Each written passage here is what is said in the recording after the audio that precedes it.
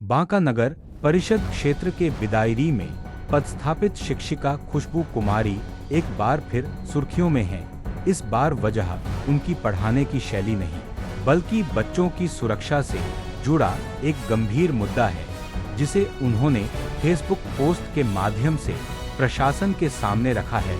खुशबू कुमारी ने अपने पोस्ट में एक जर्जर पुलिया की तस्वीर साझा की है, जिससे होकर उनके विद्यालय के बच्चे रोजाना स्कूल आते जाते हैं।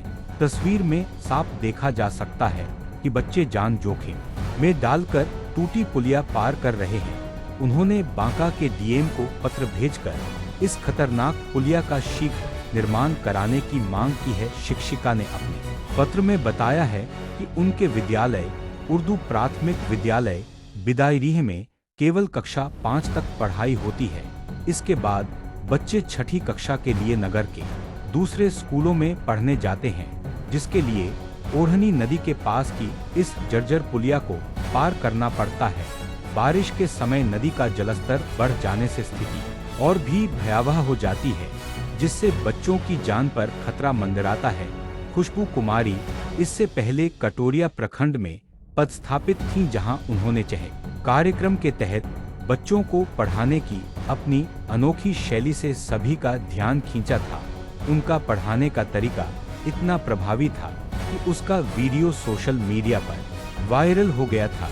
इस वीडियो को उद्योगपति आनंद महिंद्रा से लेकर महानायक अमिताभ बच्चन तक ने सराहा और ट्विटर पर साझा किया था।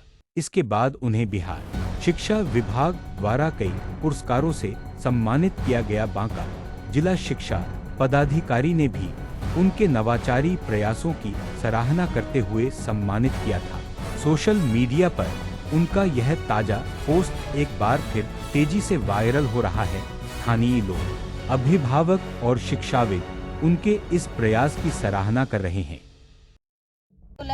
बार बाजार जाए में बच्चा बुतरू पानी परवा में पढ़े लिखे में सब चीज़ में दिक्कत है।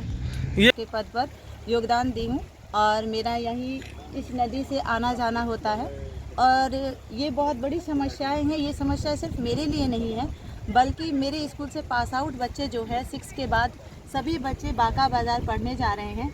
कुछ बच्चे उर्दू मध्य विद्यालय जाते हैं, तो कुछ कन्या मध्य विद्यालय जाते हैं, आदर्श मध्य विद्यालय जाते हैं। उनको ये सारी समस्याओं का सामना करना पड़ता है।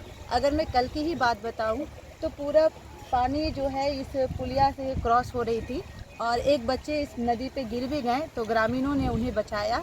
तो इस तरह की जो समस्याएं हैं, यदि हमारे जिलाधिकारी इन्हें संज्ञान में लेते हैं तो हमारे बच्चों के लिए बहुत आसानी हो जाएगी उन्हें शिक्षा दीक्षा लेने में। और चूँकि मैं सरकारी कर्मी हूँ, इसलिए मैं पहले अपने जिलाधिकारी के संज्ञान में इस बात को दी ताकि वो संज्ञान ले और इनका उचित उपचार करे। इसके बाद यदि ज़रूरत पड़े तो मैं जनप्रतिनिधि से भी संपर्क करूँगी। इसके लिए चूँकि ये समस्याएं अभी लग रही है छोटी है, लेकिन जब कोई दुर्घटना घट जाएगी तो ये समस्या बहुत बड़ी समस्या बन के सामने आएगी। तो ऐसा नहीं होना चाहिए। यदि आप लोग भी इस बात को संज्ञान में ले तो निश्चित तौर पे इसका कुछ उपचार हो और गांव वालों का भी उद्धार हो जाएगा, हमारे बच्चों का भी उद्धार हो जाएगा। मुझे भी जाने में कुछ परेशानी होती है, क्योंकि ये मेरे 4 मंथ के बेबी है, इसे मैं घर पे नहीं छोड़ सकती हूँ। ये मेरे ही भरोसे इसका पालन पोषण हो रहा है और मुझे इस नदी से पार होके जाना पड़ रहा है। तो क्या ही बोलूँ, इस समस्या का कोई उपचार यदि है जिलाधिकारी के पास तो निश्चित तौर पर इनका समस्या का समाधान निकाले सर।